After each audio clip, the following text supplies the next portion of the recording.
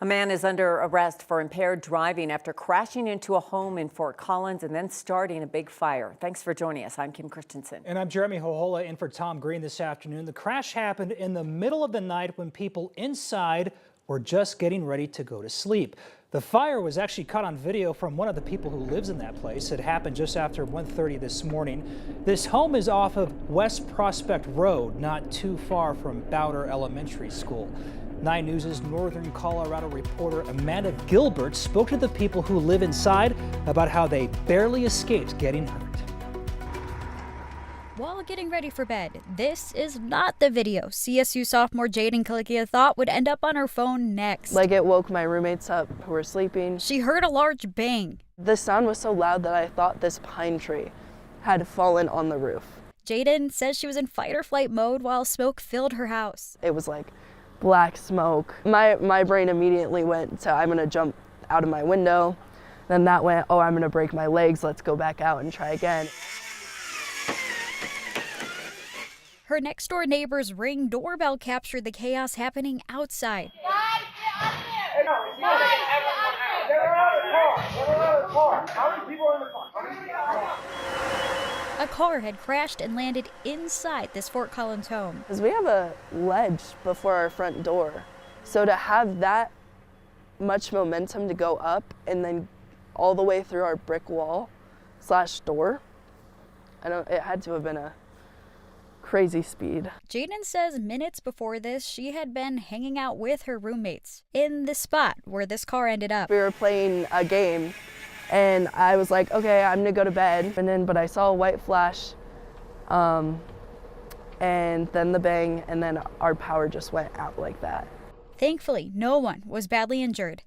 Fort Collins police say the driver is now facing multiple charges, including driving while impaired and careless driving. And you can see behind me, crews spent a lot of the morning boarding up a large portion of the front of the house. In Fort Collins, Amanda Gilbert, 9 News. Happening right now, a Denver federal court is holding its first hearing for the lawsuit filed for Denver Public Schools. DPS filed a temporary restraining order against the Department of Homeland Security. In the last 15 minutes, we learned that injunction has been denied. They were looking to prevent immigration raids from being conducted at sensitive locations like schools. DPS says kids are missing class because their families are afraid of raids. We'll have an update for you later tonight on Next.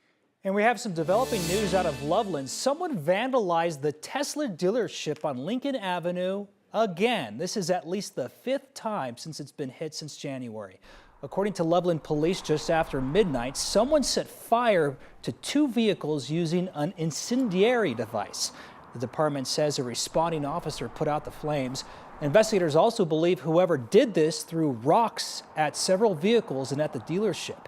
A similar vandalism case happened at the dealership on February 24th. Loveland police arrested 40-year-old Lucy Nelson in that case. She's accused of spray painting Teslas and setting fires on the lot. Police believe she's vandalized the business at least 3 separate times before that. As for this most recent incident, they don't think she's connected. Investigators are on scene gathering evidence. They ask anyone with information who might have seen a possible suspect to call them. That number is on your screen. And new this afternoon, we're learning more about James Hackman and his wife's death. Yeah, really stunning news. 2 hours ago, New Mexico officials released the official causes of death. The chief medical examiner said Academy Award-winning actor James Hackman likely died of natural causes from heart disease. His wife, Betsy Arakawa, died of hantavirus pulmonary syndrome, and officials believe that she passed away before her husband, probably by about a week. The couple was discovered dead in their New Mexico home last week. Officials say they revealed that Hackman showed evidence of advanced Alzheimer's disease. It's unclear if he would have been able to live on his own after his wife died. All right, let's take a live look outside here. It's been kind of a great day around Denver, but no snow in the Denver area, but higher elevations are expected to see snow tonight. Yeah, foggy morning, kind of a gloomy day. It's a March day. Still a Friday, though. Yeah, we'll take Corey, it. it's still a Friday. It is still a Friday, and it really have some interesting weather out there. We got some snow showers moving into the area. You can see them down here, Castle Rock area up to 85, also up here in Fort Collins. We'll see these snow showers just come and go throughout the evening here. Nothing showing here in the Denver metro area. But we do have the temperature down there cold enough to see some accumulation on the ground if we get some here. 0 to 2 inches across the Front Range, 2 to 4 in the foothills. And this is your reward for waiting that out. 50 degrees tomorrow. We'll gradually warm things up. Get a lot of sunshine on Sunday. Close to 70, and we may come very close to hitting our first 70-degree day since November 23rd. I know that because that's my birthday.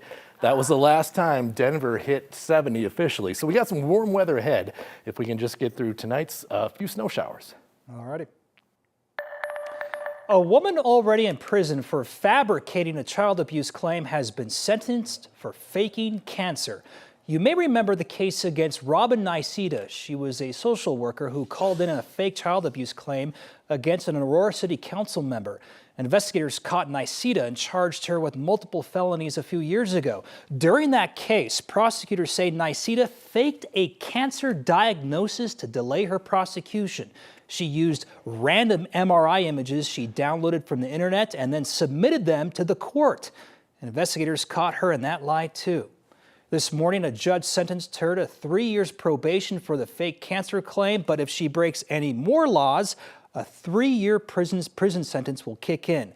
Niceta is already serving 4 years for the fake child abuse case. Well, the CU women's basketball team is out in the quarterfinals round of the Big 12 tournament. They play tough, but in the last hour, the team lost to the number 8 ranked TCU Horned Frogs. TCU led by 4 points at half, final score 69-62. Also, news coming out of CU today, changes in the upcoming football season schedule. The home opener against Georgia Tech, set for Saturday, August 30th, will now be a day earlier, Friday, August 29th, and another Friday night game. The conference opener at Houston, that's moved to Friday, September 12th.